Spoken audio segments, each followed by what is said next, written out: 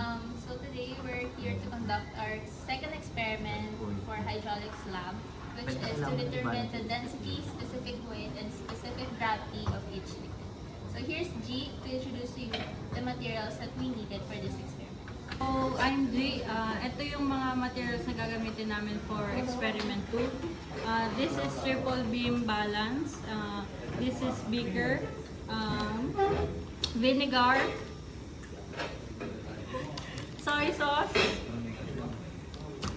dishwashing liquid, milk, and cooking oil.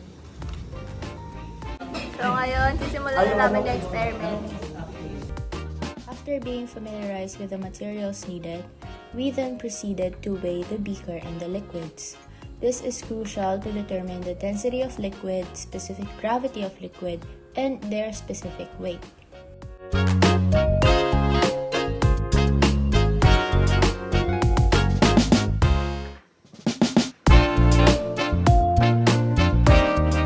Ginalaw mo tong mga weights dito. May tatlong weights dito. So dito sa pinakadulo 100 grams, 500 grams ang maximum, and 10 grams dito sa pinakadulo. Makukuha mo sila by grams. Ayan. Saka iba siya sa digital. Ito ano mano-mano. Saka ang ano namin dito sa kada beaker, tinest na kasi namin to kanina, and ang nakuha naming weight is 50 grams. So yan. Ganun gamitin yung ano tawag dito? Triple beam balance. Triple beam balance.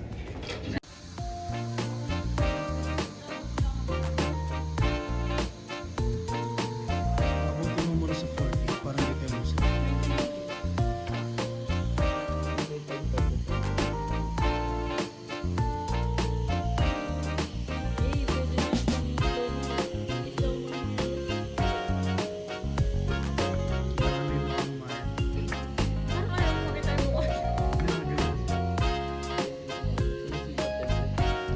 Eye level.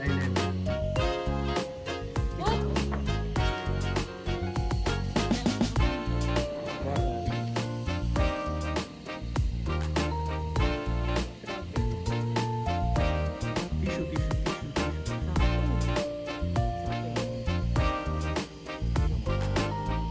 Yan guys, 50 ml.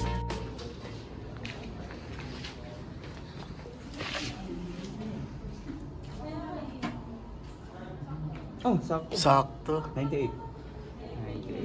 Nice. Matapos niya. Huwag ka mag-over. Wala lang. Init pala siya. Hindi, mas mabigat ka sa ano. So 100 grams. Ay, meron pala. Ay, bago to na. Malapit.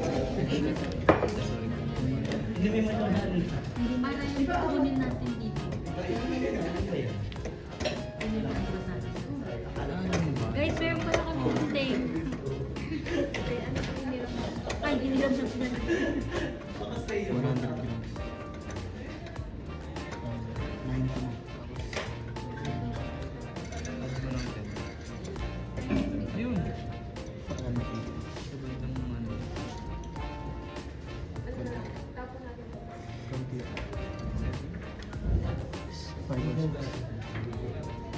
Ay, 6.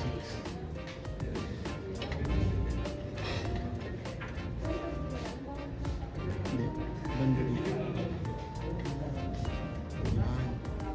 105. 105. So, makikita lang dito, guys. The audio was cut off in this clip, but the point of this that if triple beam balance is not available in your laboratory, you can use a digital scale or digital balance.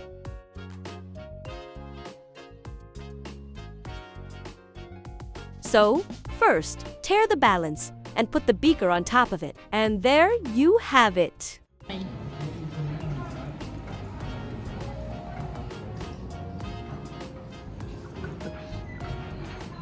Konti pa. Ano ba ba? Parang okay na. Okay na? Okay na. Masakta. 50. Pero malapit na. 6. Again guys, kailangan nyo hintayin tumigil. Ganyan. Pero parang hindi guys. 95 siguro. Hindi, mabigat. Ay, 97. Mabigat. 96.2. Trial and error talaga. Wala ko.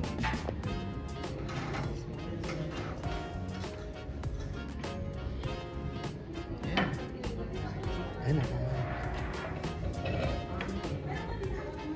So, ang nakuha natin ay Go pa.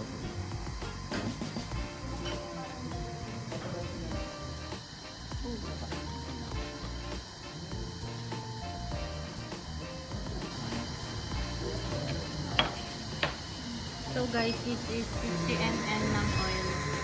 I-measure ulit natin. Maganda. Hindi ko naman 100 grams yan. Gawin ng 100 grams. Bantang Tama. Wala ba na ito?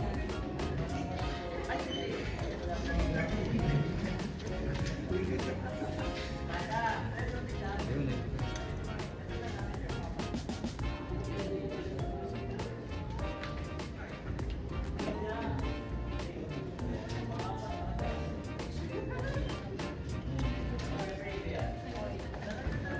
Medyo matagal na ito. Kasi matagal. Ayan. And kailangan Kailangan ng mata ni Liz. 90. 94 grams. 94 grams pa.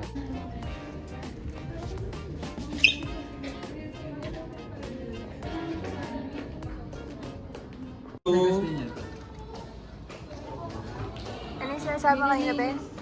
So guys, hindi natin pwedeng itapon yung oil dun sa sink kasi magbabara. Kaya inaano na, dinadrain na lang namin ng tissue. So yeah. Kasi baka ma-report tayo na magbara ang sink na yan. Suka.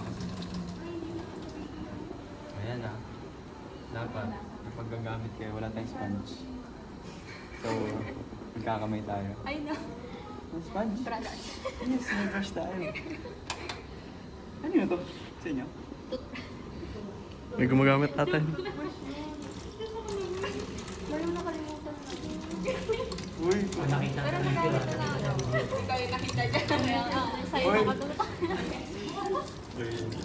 Sorry po. Dali naman po. Hugasan naman po namin. Kadiri! O, ayan na. Pag gagamit kayo ng mga galing sa...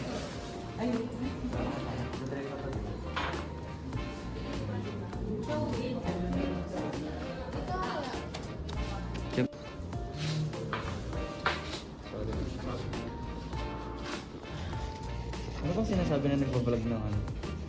Pag naghuhugas ng plato, may nagbablog lang. Ano sinasabi? Pero ano na lang yung Ito, Joy. Gina-joy natin to. Alis mo ko naman yung Ano to? Montage. Parang montage. While Jeremiah is cleaning the instruments used in the experiments, we'll be showing you the values computed in determining the density, specific gravity, and specific weight of the liquids we have. The water result have a density of 0.98 grams per milliliter, a specific gravity of 0.98, and a specific weight of 9,503.8 newtons per cubic meter. The vinegar result have a density of 0.92 grams per milliliter, a specific gravity of 0.92, and a specific weight of 9,028.2 newtons per cubic meter. The soy sauce result to have a density of 1.06 grams per milliliter, a specific gravity of 1.06, and a specific weight of 10,398.6 newtons per cubic meter. The cooking oil result to have a density of 0.82 grams per milliliter, a specific gravity of 0.82, and a specific weight of 8,044.2 newtons per cubic meter. The dishwashing liquid in milk result to have a density of 0.69 grams per milliliter, a specific gravity of 0.96, and a specific weight of 9,417.6 newtons per cubic meter.